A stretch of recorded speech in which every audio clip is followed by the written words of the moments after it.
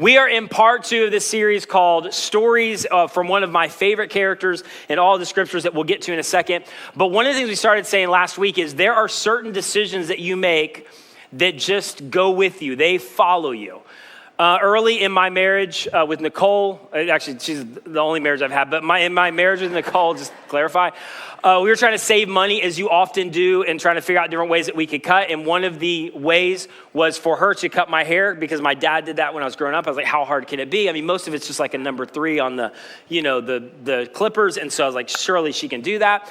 And so I allowed her. I had her do that. I was like, can you cut my hair? I allowed her. That was a huge honor. I asked her if she would cut my hair, and she's like, absolutely, got this. And if you ever had, somebody with clippers behind you, there's a couple sounds that you don't ever want to hear. And literally within 2 minutes, I hear, and then, like coming from her mouth. And I'm like, all right, it can't be that bad. And so I go into the bathroom with the little side mirror thing and I look, and not only, the little nick is fine, which is what I was thinking. She somehow dug a pathway up from the bottom of my head to the top of my head, almost to the crown of my head. And there was no coming back from it. And the thing is about what I'm on a stage every single weekend. So for the next 7 weeks, I'm walking out like this and then I'm walking back like this so nobody sees the back of my head. It just wasn't going away. Since then, she's gotten a lot better. So she actually, she started practicing on it. We have 3 boys. And, it's, low risk when they're young. They don't know because they had some horrible haircuts, but they don't know. She got better. She does a pretty good job. So every once in a while, she'd be like, well, I could cut your hair again. I'm like, never are you touching my hair with clippers ever again. So there's certain decisions that just go with you. That decision went with me for a solid 8 to 12 weeks. I can't remember. And then there's other decisions that are a bigger deal than our haircut, whether it's, a decision financially that we make and now we're already locked in and we can't undo it and interest rate's too high. It's a decision about a relationship that a couple of people warned us about and now we're all in. It's a decision about integrity and we kind of decided to skirt it because everybody does that in our industry. It's a decision about what we're going to do about what we feel, and we knew we needed to get help and we ignored it for a little bit too long. And now we wish we could go back because it's piled up and it's hurt relationships or whatever it is, relationally, financially, emotionally. We have certain decisions that go with us. And as we said last week, there's certain decisions, in fact, at some level, all decisions, but specifically certain decisions, key decisions, that eventually become stories that we tell down the road. And some decisions are emotional and they're weighty, but as we said, as weighty and as emotional as some of those decisions are about parts of our life, eventually, isn't this true? You'll just tell those decisions in 2 sentences. And yet those 2 sentences have the ability to impact large parts of your life. And so what we said is when this decision or that area of your life is nothing more than a story you tell, what story do you want to tell? A story that generally impacts other people. And this is one of the things that's a little bit, it's disruptive to think about. There's certain decisions you just don't know in the moment what hangs in the balance. Some you do, deciding who you're going to marry or that's a big deal. There's others you don't really know, or there's accumulating decisions you don't really know, and then you look back and go, I had no idea in the moment or in that season how much hung in the balance of me making that decision. And we're so keyed into here and now, we don't even often think about it, but eventually those decisions are stories we tell. In fact, that's what I want to talk about a little bit today. There's certain stories that come from our decisions that don't just impact us, they literally have a multi-generational impact on our lives. And I think we underestimate that sometimes, or we underestimate our influence. But I bet for some of you, you can think right now, only have to give you about 30 seconds to think about somebody before you. And, they maybe are still a part of your life, but they're a generation ahead or around you. And they had an impact on your life, in some cases negatively. And you're kind of trying to unwind from that impact. In other cases, they've impacted you in a positive way. And at some level, it has helped shape your story. For me, there's several of those people. One of those people is my dad. And so I think about my dad's life and some decisions that have created stories for us. And, whether it was going through really difficult times, and a lot of people in tragedy will go, well, why God? And my dad would tell me often as he walked through some of those seasons, why not me rather than why God? Because why am I any different? And he lived with extraordinary faith through some really difficult circumstances. Or I would watch my dad always believe the best in people to the point where sometimes I'd be like, Dad, I think they're not quite as good as you think. But I mean, he would always to an extreme, and it impacted me. Like his decisions about how he viewed people wrote a story, or different decisions about putting our family as a priority. And I just kind of thought that was a given. And then I got years down the road to realize that's not a given. Not everybody does that. And yet it's a legacy that came from decisions that wrote a story, or watching my dad serve marginalized and poor people, and even people with AIDS when I was young. That was this is like, late 80s, and the elderly. And the reason I knew that is because I would be drug along sometimes as he cared for people in really difficult circumstances, and nobody knew about it. And it imprinted this thing on me of like living my life in service for other people. So my dad wrote all kinds of stories. Now there's other stories my dad wrote too about that are getting stuck under a Coke machine one time, trying to move it, or the time that he put, kerosene oil in his fridge and then put it in a wine bottle and thought it was wine. So there's all those stories, but we're not going to mention those today. But there's other stories about decisions that I didn't run that by him either. Decisions that led to stories that impacted our life. My point is this, and this is what we never think about. Your decisions that become stories, eventually they're going somewhere. They're going to impact other people, and you will be somebody's previous generation. And we just don't think about that.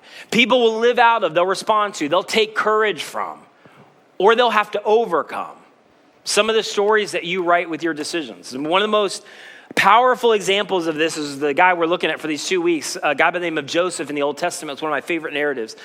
He comes onto the scene in about 1800 BC, and his story, in fact, the elements of his story that I'm going to tell today illustrate this in such a powerful way. And yet this part of Joseph's story, the way I'm going to tell it, you maybe have never heard before because it spans 60 years and we don't generally tell it together. But many of you know the story of Joseph's, toward the end of his life. But for that to really be meaningful and powerful, you have to connect it to something that happened earlier in Joseph's life. And so I'm going to try to connect those two stories for you today. And they are I'm telling you, they're such a powerful example of the multi-generational impact and influence we have with our decisions and stories. In a lot of cases, we don't even know. So real quick, just to catch you up on the story and what we looked at last week, Joseph comes onto the scene. He is ended up being 12 brothers. At this point in the story, he's one of 11 brothers. He is his dad's favorite son to his favorite wife. So just side note, anytime you have a favorite wife, that's a ton of family dysfunction that you're coming from. And so this is a little bit of the family tree. Maybe you know it. There's Abraham, and this is a huge part of the Jewish scriptures who is kind of God's chosen person to create a nation. Abraham has Isaac, and then Isaac has twins, Esau and Jacob, that we generally refer to as Jacob and Esau. But Esau is actually the oldest. He had the birthright, which is like 2/3 of the inheritance, and it would be the family judge, which in ancient culture was a huge deal. And then Jacob had 12 sons. Joseph was the most famous, who was the second youngest. So with all that family dysfunction, it gets worse than being your father's favorite son from his favorite wife. His brothers get so irate, so jealous of Joseph that they end up contemplating whether they're going to sell him into slavery or whether they're going to kill him, his own brothers. And eventually they decide to sell him, and they create this elaborate story for their father, and they take this robe or this cloak that Joseph would wear, the coat of, some of you grew up in Sunday school, this coat that Joseph wore, they smeared animal blood on it, went to their father and we don't know what happened, but your youngest son, your favorite wife, he got eaten by animals and we don't know what happened. And they end up living with that lie for 2/3 of their life. Well, eventually they don't kill him. They stick Joseph in the bottom of a cistern or a well, and then they eventually look for kind of a band of, gypsies in essence who they're going to sell him to. And so there Joseph is, and he hears his brothers talking and deliberating, and eventually he's lifted out of that well, and he's shackled, and he's brought across the desert to a land that he knows nothing about in Egypt, leaving his dysfunctional family, but inevitably heading toward more dysfunction.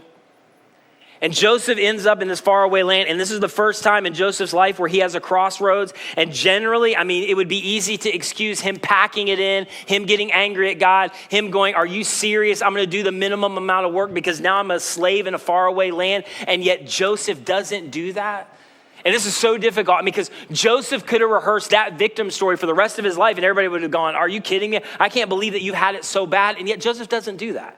He gets bought by a guy by the name of Potiphar, who's an official in Pharaoh, the most powerful man in the world, in his army or his military. It was a big deal that he got bought by him. And Joseph decides, I'm going to go all in. I'm not going to be bitter. I'm not going to live as a victim. And Joseph, for the first time, decides, yeah, a lot's happened to me. My family is a mess, but I'm going to decide to write a great story in response to what has been done to me.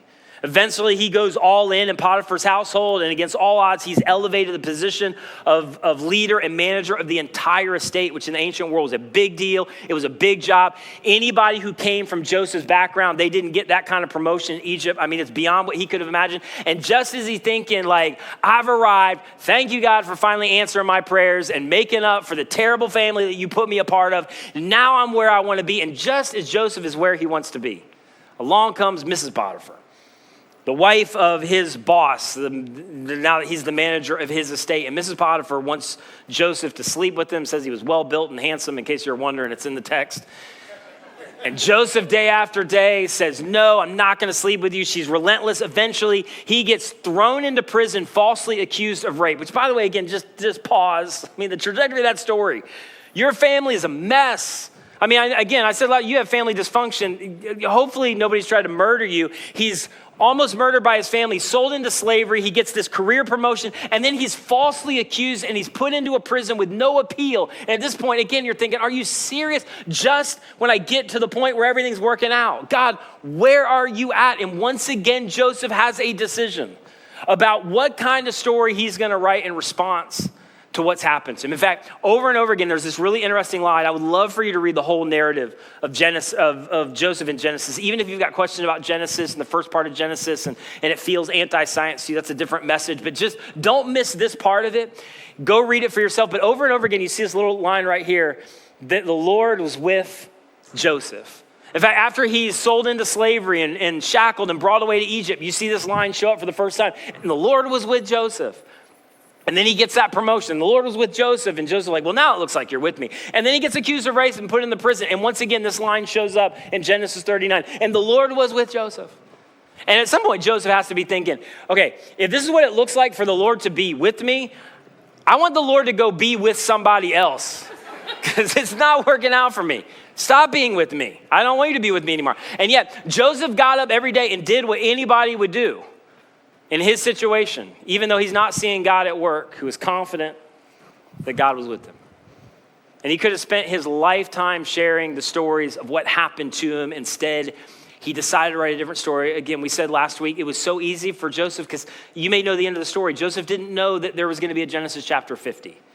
To this point, he thinks his story is over, and yet Joseph's story wasn't over. This chapter was just that. It was just a chapter. It was not the full story. You may be walking through something right now where you're trying to unwind from your decisions or somebody else's, and it feels like it's the entire story, but it's not. It is a chapter. And how you respond like Joseph may have a lot to do with how this chapter or how this story ends. Eventually, Joseph is in this dungeon or prison, and Pharaoh has a dream he needs interpreted, which was common in the ancient world. And he's like, is there anybody who can do that? And Joseph could, as God gave him that ability or gift in the ancient world. And so they cleaned up Joseph, tried to wash the prison off of him, bring him in before Pharaoh. And Pharaoh's like, I hear that you can interpret dreams. And Joseph is like, nope, I can't. Awkward pause.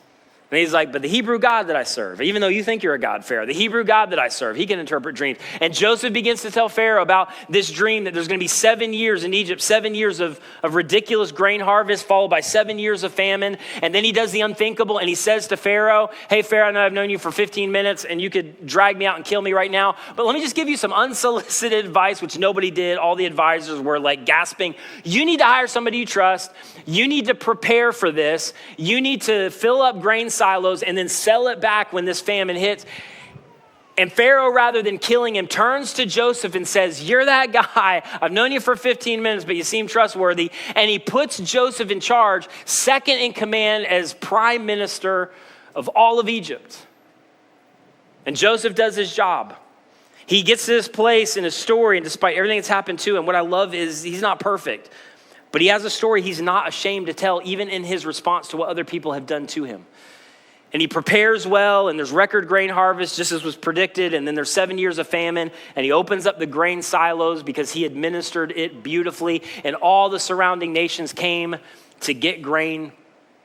And 2 years go by, and Joseph doesn't know this, and Joseph's brothers have no idea where their little brother ended up.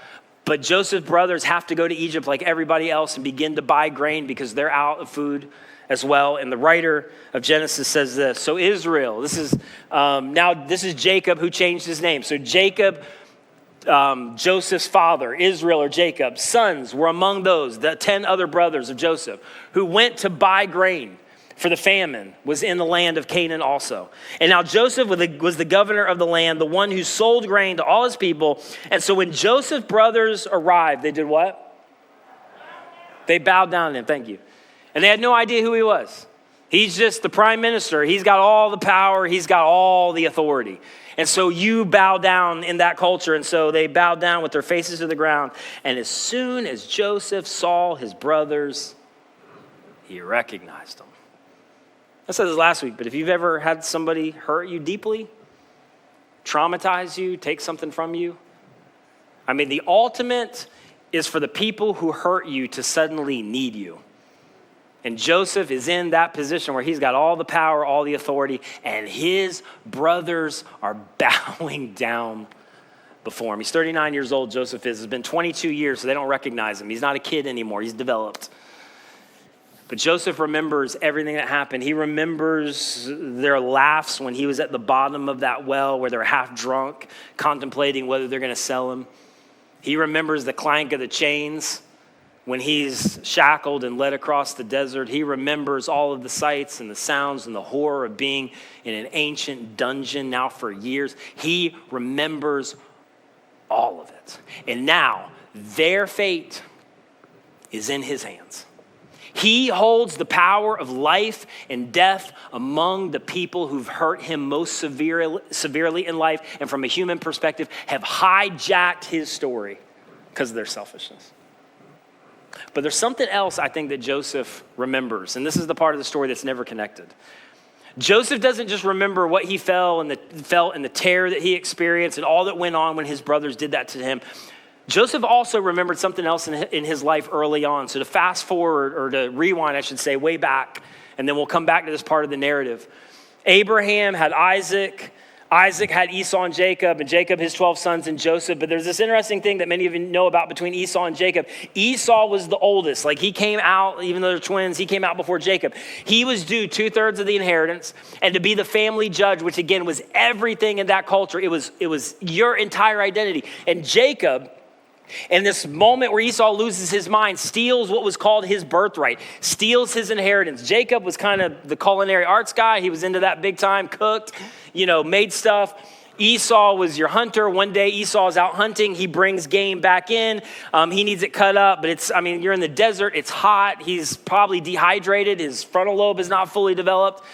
And he comes to Jacob. He's like, I will literally trade my birthright. We're going to actually look at this in the next series. I'm going to literally trade my birthright for a bowl of soup or stew. And Jacob's like, that's a good deal. And so they exchange. And then later, there's this birthright ceremony which is a legally binding agreement. And Jacob, with the help of his mom, by the way, a lot of family dysfunction, goes in, puts animal skins on him, tries to change his voice as much as he can because his father's old, can't see. And he tricks his father into giving him the birthright, which was a legally binding agreement. It's like signing your name on a contract. So now he gets 2/3 of the inheritance. He gets to be the family judge. And Esau is basically out everything, because he was manipulated, and his brother lied about him, and his brother stole everything that was coming to him. And so the writer of Genesis says in chapter 27, verse 41, Esau held a grudge, understandably so, against Jacob because of the blessing his father had given him. Like, he stole the entire inheritance. And he said to himself, this is Esau, the days of mourning for my father are near. Basically, at some point, my father's going to die. And then I will kill my brother Jacob. And I'll get back everything that was rightfully mine, because there is no way that I am bowing down to this lying fool for the rest of my life.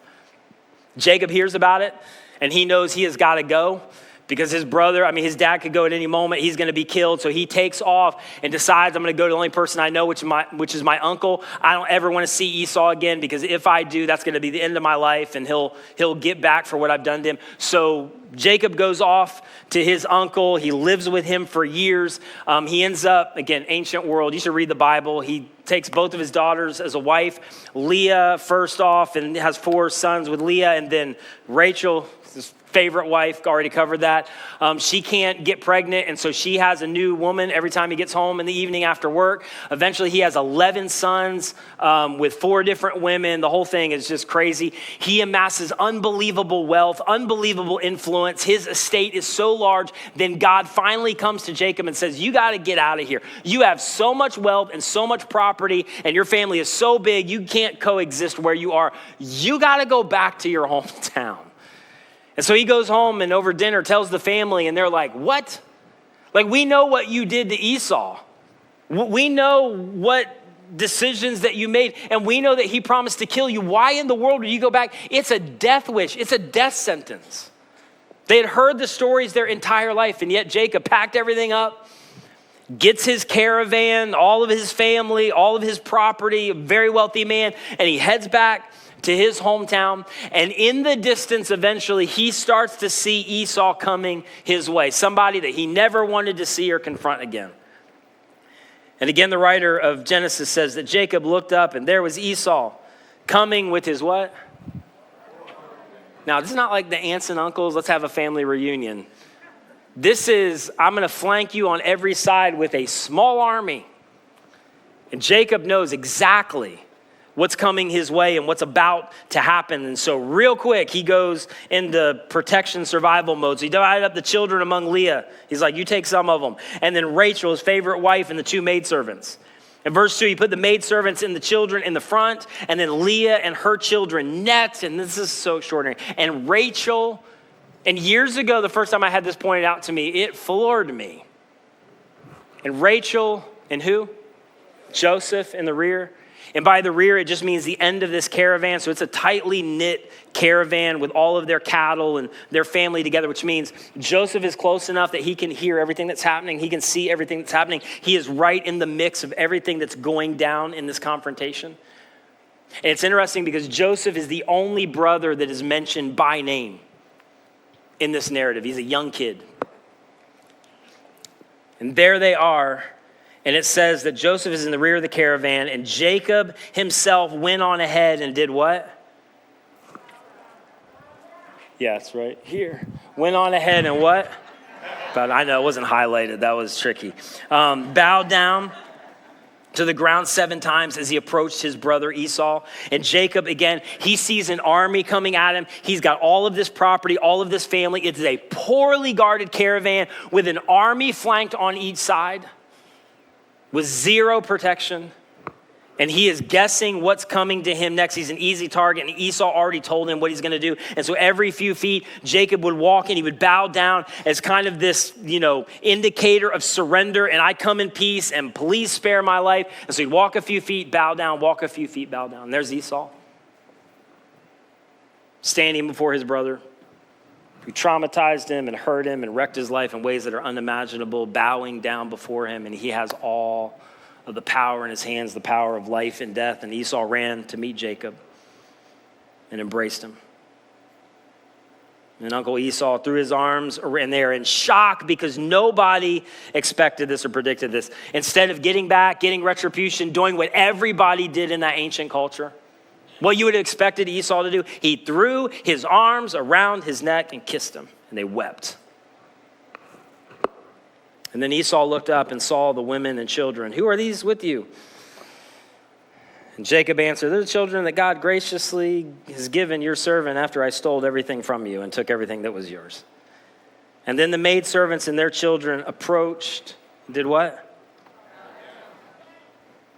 And they understand as they got closer to Esau that their fate was in the hands of a man that they didn't know, that they had never met, Uncle Esau. And they bowed down before him. And last of all came Joseph and Rachel, and they too bowed down. And Joseph was there, and he saw it, and he heard it, and he witnessed it. And in fact, his entire life, he would hear the story. Even though he was there, it would be rehearsed. Hey, remember the day when your uncle Esau had every right to get back, to get at, to make retribution for what was done. Instead, Esau decided to write a great story in response to what was done to him. Remember the day that Uncle Esau spared the life of your family and Joseph spared your life? On that day when there was a reconciliation that nobody expected and nobody deserved. Now, fast forward 30 years and back to the narrative that we started with, and Joseph stands with his brothers bowing down before him. And he holds all the power of life and death in his hands. And he has every reason to get back, every reason to cause them to pay back, every reason to rub in and let them know exactly what they've done to him and what he's had to experience for all of these years. And there Joseph is. As we looked at last week, at certain moments, somehow Joseph was able to pull back, get context, and not just look at a decision, but a story. What kind of story do I want to tell? I know what kind of story you've written for 2/3 of your life. But what kind of story am I going to write in response to what you've done? And Joseph does for his brothers exactly what he saw his uncle do for him all of those years before. In a moment, this is so incredible, in a moment of extraordinary emotion. Again, can you imagine the very people who have hurt you in ways that are unimaginable? That's a lot of therapy for what took place, for what was done to Joseph. And there they are, the very people who hurt you the most, need you the most. And you have all the power in your hands, what we dream of sometimes. And Joseph decides in a moment of extraordinary emotion to write a great story in response to what they had done to him. And eventually he lets them know exactly who he is. He knows who they are. They don't know who he is. I mean, he has the makeup and the headdress and all the stuff they did in the ancient world. So eventually he wipes it off, takes the headdress off, and immediately their knees are knocking and they are terrified when they understand little brother Joseph, who we sold into slavery, is standing in front of us, and we are bowing down to him because he is the prime minister of all of Egypt. And Joseph says these words. This is so incredible.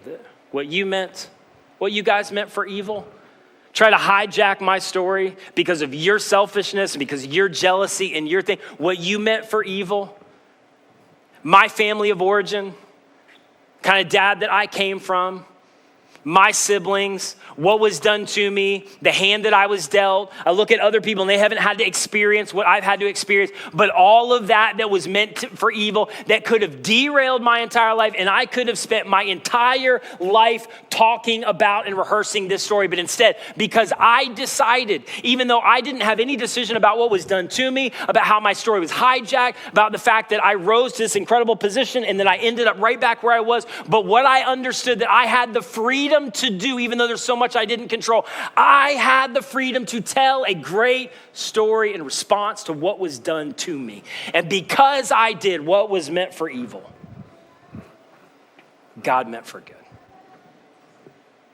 Because generations later, what we would find out is that we serve a God of resurrection that not only conquered death and the grave, but a God that can take any hurt and any family history and any trauma and rework it and reconcile it for our good. Because if you can overcome the grave, you can overcome any past history or hurt.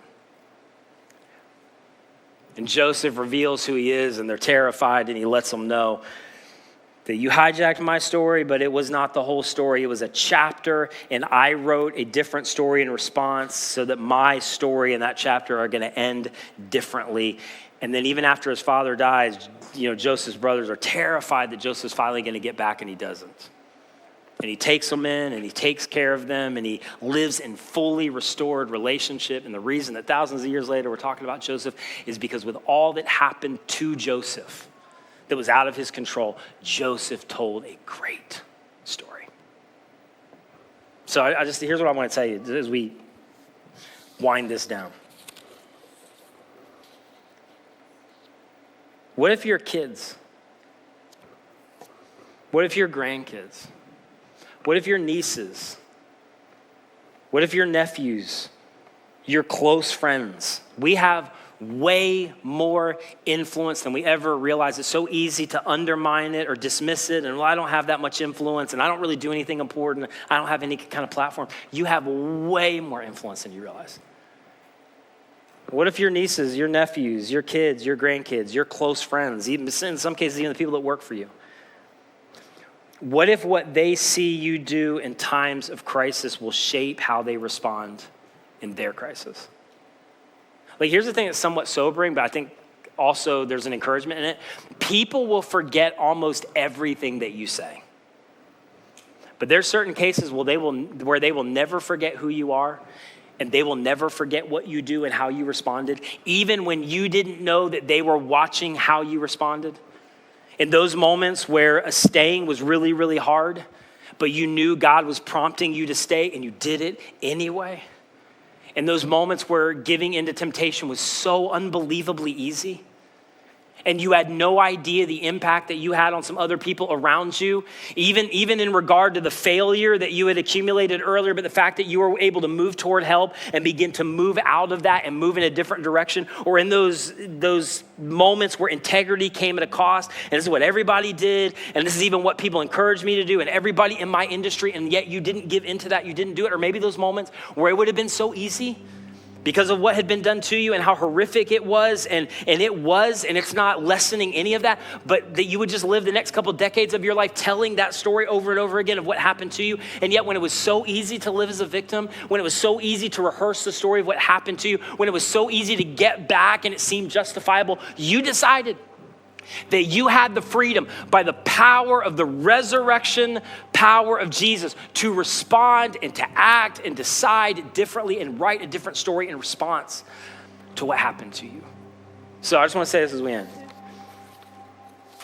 If you're a dad or if you're a grandfather, what if your sons, what if your grandsons eventually, if God allows, what if at some level they take their cue from you?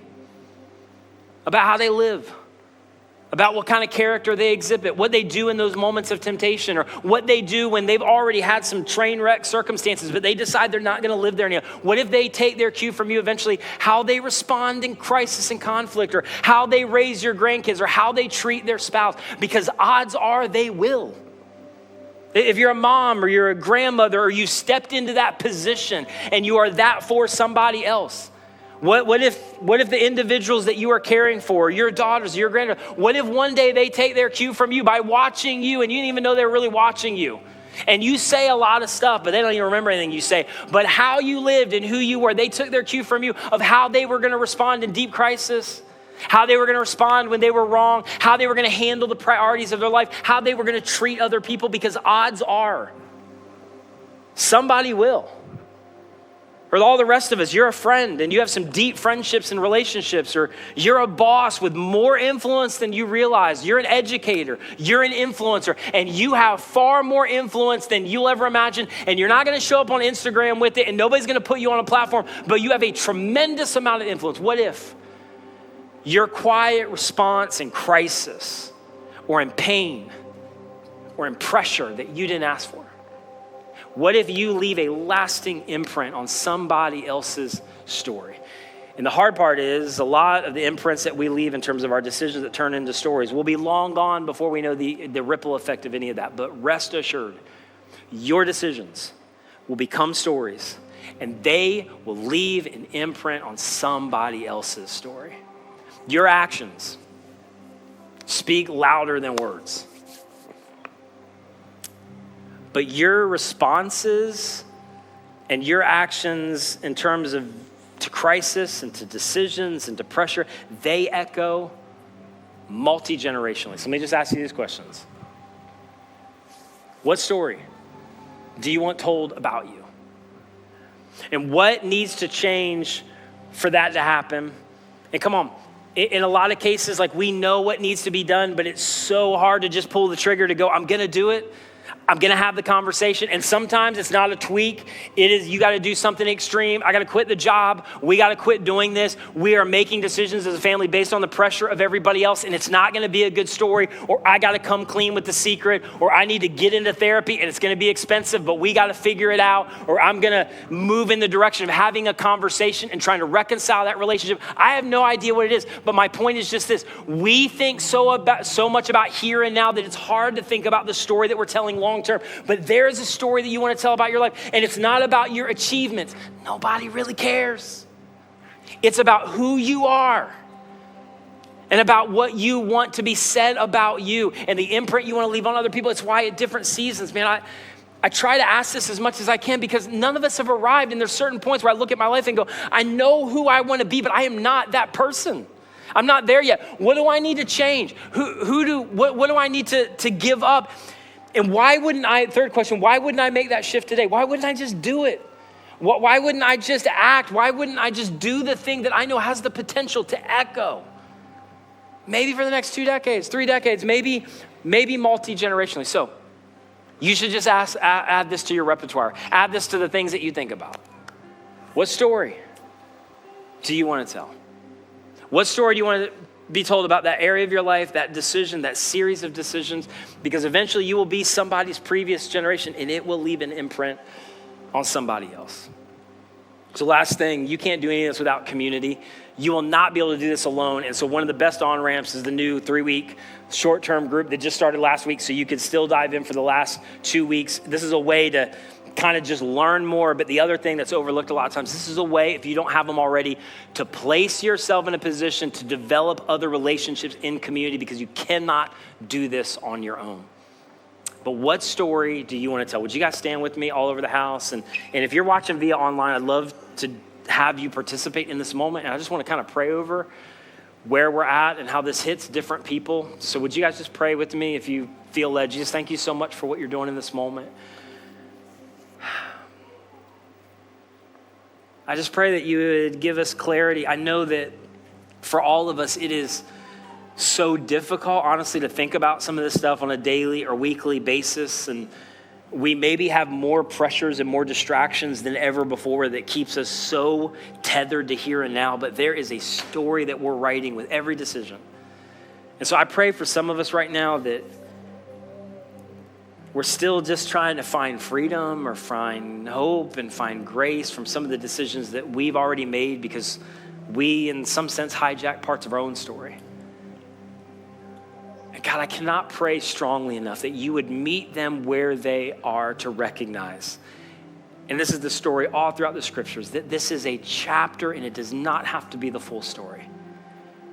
And that there is grace and there is mercy and there is your kindness that meets them right at the crossroads of their greatest regrets.